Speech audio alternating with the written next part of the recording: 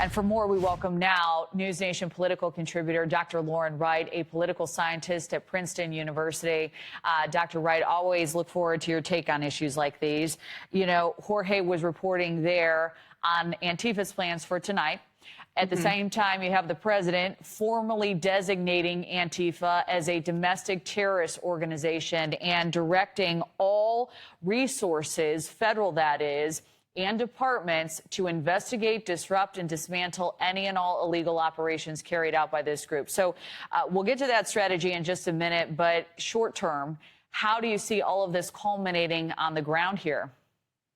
Well, when there's a lot of people involved, just like happened in Los Angeles, there is a high chance of these groups to incite violence. I mean, Los Angeles leaders also called for peaceful protests, and pretty soon they were blocking highways, blocking ambulances, throwing rocks, and spitting at cops. So if this is anything like that, and I certainly hope it's not, public opinion will quickly shift to Trump's side. And I'll just say overall, Kelly, what's really interesting about the deployment of these National Guard troops is there is a legal discussion here to be had. There's a serious debate about federalism and whether this is legal to deploy troops in this way.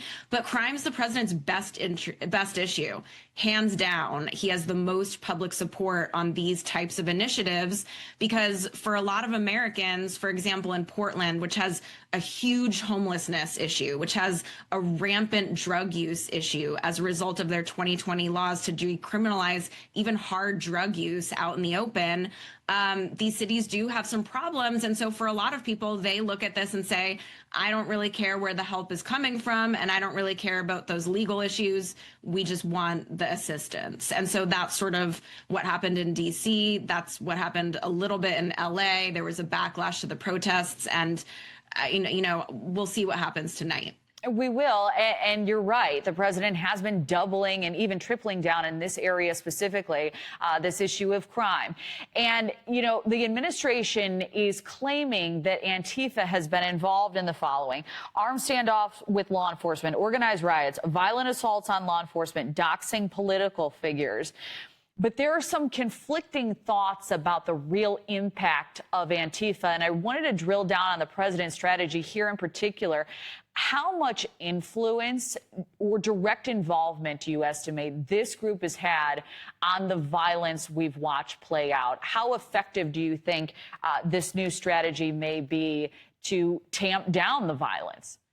Well, it's very difficult because Antifa is not a particularly organized, centralized group. And so that's why, even though probably a lot of people would be in favor with the president's idea to somehow cut off the funding for these groups that often turn protests violent or use outright violent tactics, it's really hard to figure out who's who and who's directing what. And that's sort of the nature of these decentralized groups like Antifa. You don't know who's in it and who's doing what. And they are masked a lot of the time. Right. It's going to be a difficult network to untangle here. Yes. I did also want to get your thoughts, Dr. Wright, on the potential of this looming government shutdown. We've been reporting on this, you know, by many accounts. It's the Republicans who have the upper hand here.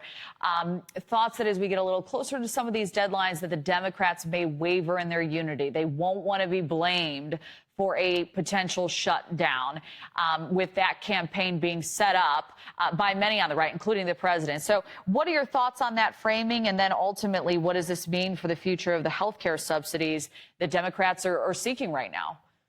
Well, I don't think government shutdowns are good for our country, no matter who's responsible. But I do think Democrats are in a tougher position here because Republicans have shown their willingness to shut down governments. You know, Trump oversaw the longest one ever in 2019.